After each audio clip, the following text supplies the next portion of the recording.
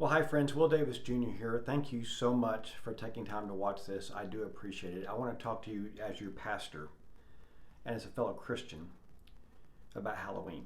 Now, I got to do a lot of preliminaries here. I am not here to judge anybody. I'm not here to tell you what to do. I'm not here to issue an edict that ACFers cannot participate in Halloween, as I don't have that kind of authority and I wouldn't do it anyway. And if you show up at my door for trick-or-treating in a few days, I'm not going to judge you for showing up, okay? So what I am trying to do is create some conversations, make you aware of some things, perhaps open your eyes to some things, and just stimulate you, provoke you a bit to have a meaningful conversation in your household about Halloween and what role you think it's appropriate for you guys to participate in. So let me be a bit provocative. I'm going to say some things that will stir up some feelings in you, and I'm trying to. But again, I'm not trying to tell you what to do.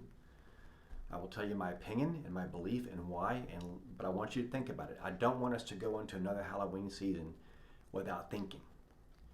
Personally, I think Halloween should go away. I'm not a fan.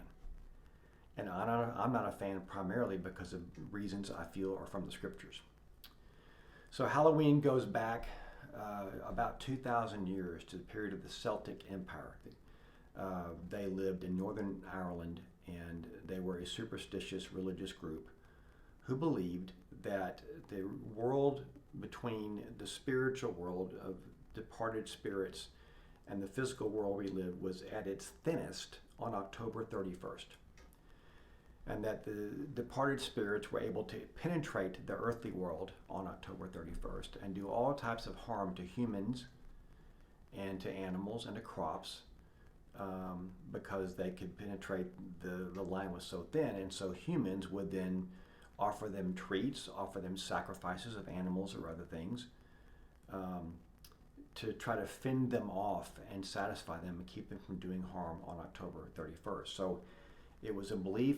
It was also tied to the end of fall and the beginning of winter, the beginning of the season of death, and it became an acknowledgement of the death season, winter, and grew into a celebration of death, which brought in all the opportunity for darkness and other things.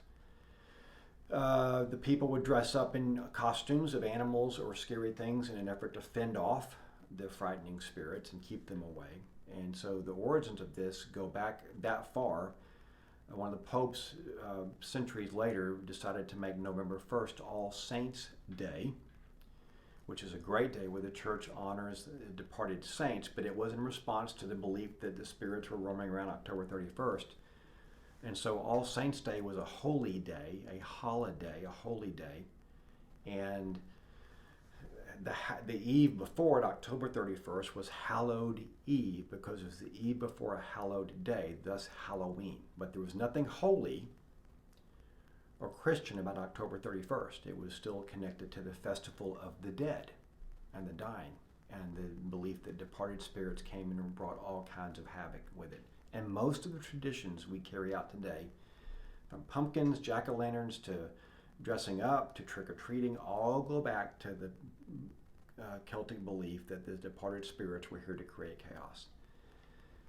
The Wiccans have adopted, as have the Satanic Church, Halloween as their high holiday. Now, I don't call Halloween a holiday because that comes from the word holy day, and Halloween is not a holy day. Okay? Now, what you participate in Halloween may be real simple.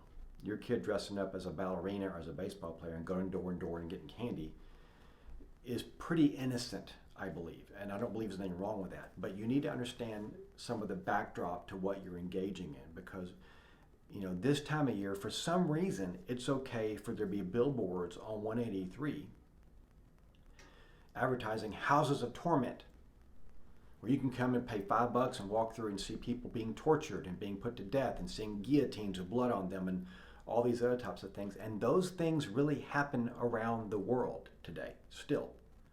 There are places where criminals torture and do other things to innocent people. I read an article about that just recently, about a house here in the States that somebody had used as a torture chamber.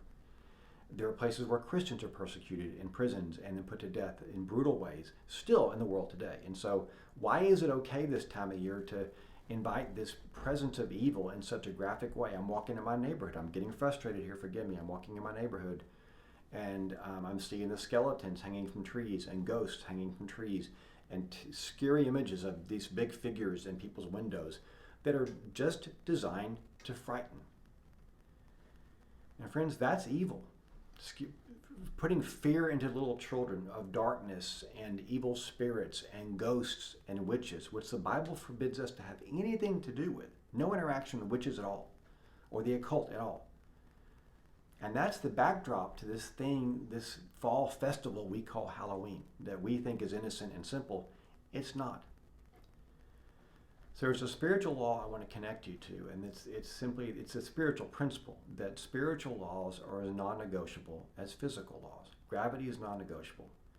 And if you happen to fall off a tree and you're not aware of gravity, it's still going to draw you to the ground at a high rate of speed. Okay, I remember touching burners on my mom's kitchen one day before school, and I touched the hot burner not realizing it was hot, and I didn't know that the hot burner was going to hurt my hand. That law I didn't get a pass from the law of heat burning my hand because I wasn't aware of it. Well, spiritual laws are equally non-negotiable. And we're not supposed to engage with things that have occult history and occult backgrounds and have satanic symbols behind them and terrifying symbols behind them and celebrate death and torture and pain. And I know your Halloween doesn't do that, but that's what Halloween is. It's a response to the belief that evil spirits invaded the earth, and this is our response to them. And it's grown into this thing that somehow makes it okay to celebrate death, which is a Genesis 3 thing this time of year. That's why I'm having trouble with it. So there's my rant. You need to do what you think is right. And I'm not judging you. I'm not issuing an edict. I'm not telling you what you can and can't do. You need to work it out with your roommates, with your family. When somebody comes to your door, how are you going to respond to them? What are you going to say to them? If your kids go out, where are you going to let them go? If your teenagers go out, are you going to let them go to a haunted house or to a house of torment? Is that really wise? And friends, in today's world, there's some scary stuff out there and there's some scary people out there, and we need to be wiser. This is not like it was when I was doing it in the 60s. It's different. And I got scared in the 60s. So please be wise. Please pray for discernment. Please consider alternatives to having a backyard party and let kids dress up as innocent things and have, let them hunt for candy like they hunt for other things other times a year. And just try to put a spin on this that's not quite so tied to darkness. And be aware, because again, the spiritual laws don't change just because you're unaware of them. And when we engage in things that are tied to satanic activity and satanic ritual and satanic belief, which Halloween is, no question about it, then you engage with that as well, and that's harmful. So think about it, pray about it. Feel free to write me at seniorpastor@acfellowship.org if you want more information. There's a lot of articles online about this you can read. Don't take my word for it, but just be discerning as you approach Halloween. Thank you for listening.